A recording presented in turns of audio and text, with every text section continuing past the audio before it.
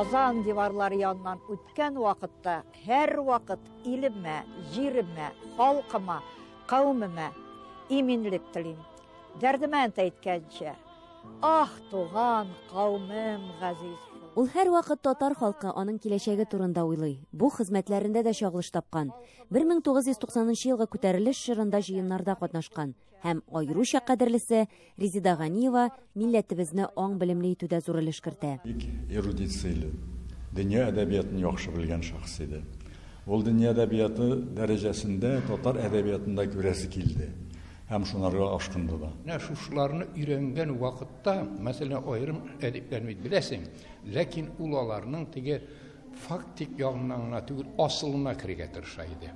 Теоретик ягын, Резида Кадирның безнең татар дөньясында гына түгел, төрки дөньяда да әйбәт беләләр. Һәр вакыт сораштыралар иде, аның хезмәтләренә таяналар. Татар әдәбиятын, аның тарихын, шәрих һәм рус әдәбиятларын яхшы белә. Аеруча Тукайны өйрәнүгә күп көч куя. Диплом эше, кандидатлык диссертациясе дә бөек татар шагыйре белән бәйле. Тукай иҗатындагы сатираны өйрәнә, Тукай энциклопедиясын төзүдә актив катнаша. Тукай иҗатын өйрәнгәндә берәүндә кабатламады. Беренчедән аны олы шәхес буларак, дөнья әдәбияты әйтик, дәрәҗәсендә торган шәхес буларак, Байрон, Шекспирлар белән янәшә куеп өйрәнде һәм ялгышмады. 16 гасырда Көнбатыш әдәбиятында Ренессанс яңарыш чоры булуы мәгълүм. Көнчыгышта, төрки халыкта бездә бу ничек? Резида Ганиеваны шул темада кызыксындырган. Шушы теманы докторлык диссертациясенә тема итеп алды һәм шушы монографияны әзерләде. Восточный Ренессанс поэт Гоголь. Һәм аны уңышлы яклап доктор булды. Резида Кадир кызы Ганиева тумышы белән Яшелүзән районы Кече Шырданнан. Мәгърифәтче Каюм Насыйри туган авыл бу. Әтисе сугышта вафат була. Хатларында балаларны укытыгыз дип язып калдырган. 7 еллык мәктәпне бетергәч Казанга күченәләр. Казан педагогия училищесында белем ала, инесен, сеңлесен укытыр өчен, тормыш итәр өчен яшьтән эшләргә туры килә аңа. Шуңа да университетны читтән торып укый. Аның җитәкчесе соңыннан зур галим Ибраһим Нуруллиннар диплом аның куластында яза булса кирәк. Һәм тәкъдим итәләр аспирантурага кер дип. Анда Мәскәү университеты каршында бар СССР халыклары әдәбияты кафедрасы. Шул кафедрага аспирантурага барып керә. Резида Ганиеваның ире Зөфәр Рәмиев та галим.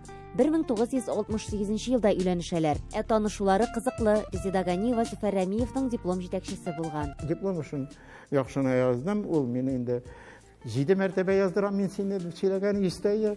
Ну, хәзер хәтерләмим, бик каты торды миңа. Мине шактый өйрәтте бу. Кинәт кенә һавадан алып язмаска, материалга нигезләнеп, материалларны табып, шуларга нигезләнеп. Менә шунда инде мәхәббәтнең бит башлануын ул ничек башланды, төгәл минутын, сәгатен әйтеп булмый. 52 ел бергә аңлашып, тату яшиләр. Икесе дә тыныч хылыклы, бер-берсенә үпкәләп йөри юк. Ир баш, хатын муен дигән сүз бар бит инде. Мин үземне баш дип тә, аны муен дип тә күз алдына китерә алмыйм. Бездә тигезлек булды. 2 бала үстерәләр. Уллары Булат физик, профессор, Төркиядә университетта укыта. Кызлары Халидә исә 36 яшендә юл һәлакәтендә вафат булган. Резида Ганиева бу фаҗиганы бик авыр кичерә. Фәндә һәм укучыларында юаныч тапкан. 81-86 елларда Резида Кадировнаның студенты булды. Резида Кадир кызы Казан дәүләт университетында студентларга 60 елдан артык гарәп, фарсы, төрки, татар әдәбиятлары тарихын укыткан. 2 дистәгә якын фән кандидаты һәм докторант тәрбияләгән. Аның укучылары аерым бер мәктәп үткән. Шуннан да безне икенче әнибез буларак безне җыеп, туплап торды һәм аның сүзе бар иде. Менә әйткәнемчә, без 11 шәкерте бит инде яклаган, диссертация яклаган шәкертләр.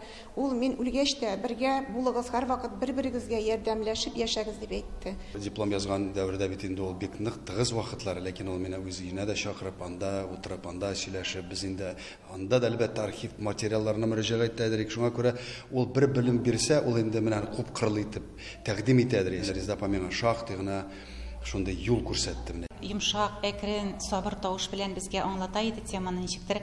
Аның дәресләрен тыңлау бер спектакль караган шикелле иде. Без аңа карап сокланып, аның шулай әсәрләнеп, күзен йома төшеп, матур итеп сөйләгәннәрен ах итеп тыңлап утыра идек. Студентлар аңдагына түгел, теләсә нинди залда ул инде тыңлата белә иде. Аның тавыш куәсе, шундый сөйли белү, аның үзенең үзен тотышы, менә ул яктан инде аның үзенчәлеге булып тора.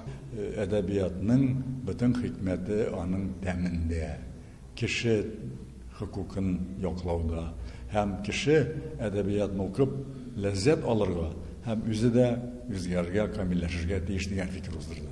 Шуның өчен чыгышлар ясый инде, шул хәдәр импульсив инде, шунда хисли инде, үзенә генә хас булганча искиткеч галимә бит инде, һәм иң мөһим сыйфаты шунда, ул бөтен кешеләрне менә үстереп канатландыра белә иде. Ул гадилеге белән аерылып торган. Аңа шифаханәләр дә, каядыр ял итү дә кирәкми, мода кием дип тәйсе китми. Аның өчен иң мөһиме фән. Кеше шырдан тарихы белән дә кызыксынган. Бу хакта китап булдырырга хыялланган. Авылга кайткач биредәге китапханәгә үз хезмәтләрен бүләк итәргә вәгъдә бирә. 2 ел элек Резида Ганиева арабыздан киткәч, бу эшне Зөфәр Рәмиев дәвам итә. Кеше шырдан музей китапханәсенә Галимәнең әйберләрен тапшыра. Onun менә қолынан төшерми торган, менә кахвә чинаягы, Мәскәү университетында укыган лекцияләре, аларның барысы да менә шушы музей китап киштәләренә кайтып утырды. Зөфәр Рәмиев архивларда казынганда Резида Ганиеваның көндәлекләрен дә тапкан. 4-5 блокнотка күргәннәрен, башкарган эшләрен язып барган, укыганнары, белгәннәре турында фикерләре дә бар. Ул көндәлекләрне бер җыеп, бер кадәр сайлап алып чыгарсаң ярар иде, белмим, Ходай Тәгалә миңа вакыт биргәнме, юкмы, ансы киләчәк күрсәтер. Зөфәр Рәмиев Резида Ганиевага багышлап китап та бастырып чыгарган. Анда галимнең фәнни һәм фәнни популяр хезмәтләре библиографиясе, тормыш һәм иҗат юлы турында кыскача белешмәләр, төрле чорларда аның гыйльми эшчәнлеге турында матбугатта басылган язмалар, китап һәм диссертацияләренә бәяләмәләр сайлап алып урнаштырылган. Шул кадәр укучылары булганда профессор Резида Ганиева онытылмас. Эльвира Хөснетдинова, Татарлар, Казан.